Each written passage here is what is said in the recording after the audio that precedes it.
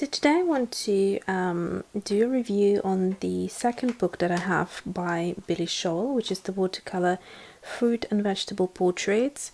There is a previous video of the Botanical Painting in Watercolor book, also by Showell, so do have a look at that. So basically, I love how she designs her books. So the other book, I'll just quickly show you.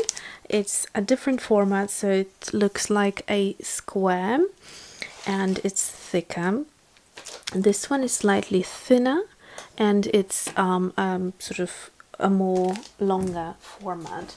So then you get on the first page, you get this beautiful large illustration of a kohlrabi with these flowers in the background. So it's a very kind of complicated drawing, but it's very interesting. And the fact that she uses these pages where instead of leaving them blank, so that's great. Now there are also two other books by her, the A to Z of flowers portraits and watercolor flower portraits. So I'm not sure what the difference would be for these in terms of this book, whether it's more flowers or not, or different flowers, but basically I've got these two for now. And look how beautifully her books are illustrated. So the pages that are usually quite dull, they're beautifully illustrated. I love this beetroot. And then also some carrots, and this is a lovely illustration which you could basically just frame. I love this sort of thing where it's quite subtle, the background is really subtle, but it makes a painting rather than just pears, and I don't like too much going on in the background. I like it quite simple, so this is quite beautifully made, and I think it makes the pears a little bit more interesting as well. And then when it comes to content, and even this page has a little illustration, so it's all very beautifully done. A beautiful cabbage here, which is a nice big size, with the introduction, so it's all lovely. And then obviously she shares some pictures of her studio like in the previous book, but this one more including her garden, because the flowers that she predominantly paints are from her gardens when if they're in season and things like that. So she loves to, I guess, pop out into her garden and get something for inspiration and to draw from. So that's a neat idea. I love this type of thing. I love her artichoke illustrations, so she has some more kind of classic artichokes, which are just straight and big-headed. These are the different types, and I'm hoping to do a illustration for my kitchen, so that might take a while. I love this illustration, it's just so right up my street. I love the color combinations, I love the organic look of it, the holes in the leaves and the discoloration, and it's just so beautiful. I love this type of thing. Here as well, these are beautiful because you can actually frame these pieces, and they're nicely composed and beautiful to look at. And this is the deckled edge ruler that she uses to rip the paper and to give it a little bit more of an interesting look. In this book, it seems that she's not mentioning the Sennelier palette, which is this palette here that she mentions in the previous book that I've shown you.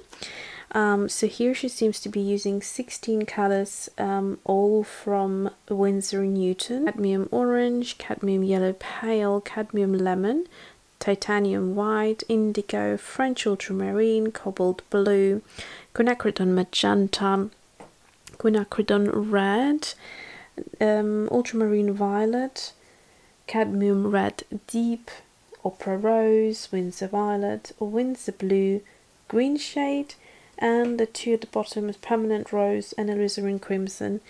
So those are the colors that she was using, I guess, in her palette at that point.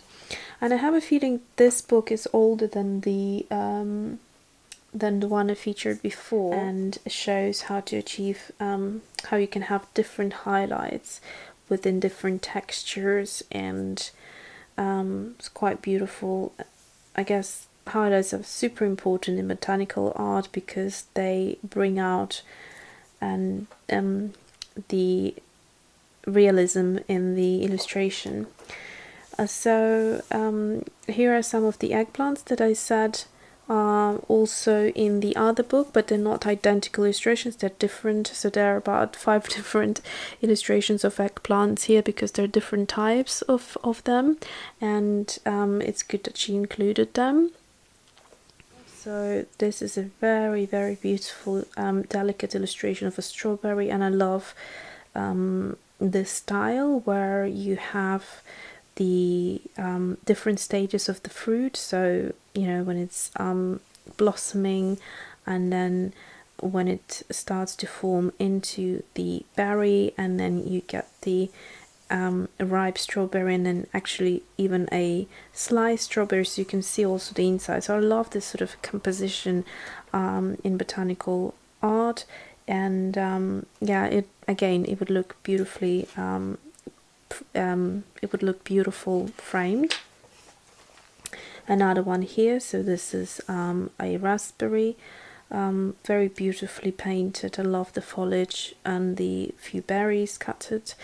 Also she mentions the highlighting technique where you, at the end, when you're finished, you then take your knife and you go and just kind of take off a little bit of the page. So you sort of cut the paper, and you end up with these white little highlights, but you have to be super delicate because obviously that means you are damaging the paper, so you can't go back afterwards. And here are the different types of the eggplants that I mentioned, so they're quite versatile and beautiful. That she also has a number of blossoms illustrated, and that obviously later on becomes the fruit or the berry, so they're equally important in the fruit and vegetables illustrations. So they're very, very pretty. This is one of my favorite illustrations of hers. I just love the composition and the complexity of it. It's just stunning. And what else do we have here? So I love these compositions as well, to try and do myself. They're not too complicated, and I love how they would look if I, for example, painted 3 different vegetables in like an artichoke maybe, and spring onions and asparagus with this ribbon. It's like a paper ribbon, I forgot the name of it. And yeah, so it would look really beautifully. And what else do we have? This is another incredible kind of spread here. It's the biggest spread compared to all of her other vegetables. This is the pumpkin still live, and she guides you through literally every single step. It's very detailed, but this pumpkin is super beautiful, so it's worth dedicating so many pages to it. So yeah, it's quite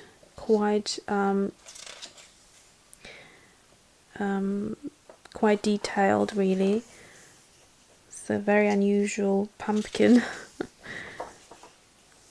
And to get all the textures right, all the colors, it takes a long time. Obviously there is a simpler one in the background, and this gorgeous in the foreground, so it makes it pop out quite a lot. And then she also includes a tablecloth as well, and that's the finished painting. Very pretty. And then I have final page. Yes, this is also quite nice. It's a berry heart. So yeah, I absolutely love this book, and I'm so happy I got it. And it's got so many different illustrations to be inspired by. And like I said in the first book review, is that her style is it's very beautiful and organic, but it's not too frightening, and the way she explains it and the way she tries to guide you, these books are great for a different range of levels, from beginners to advanced, I'd say, because you can learn whether you are just getting familiar with watercolors, as she explains how to mix the colors, how to get the right tones, how to draw, how to use different watercolor techniques, or if you are advanced and you know all of these beginners aspects of watercolor world and the botanical art, then you still can learn from how she draws and watercolors her pieces. And yeah, so I hope you like this video, and thanks for watching, and see you soon.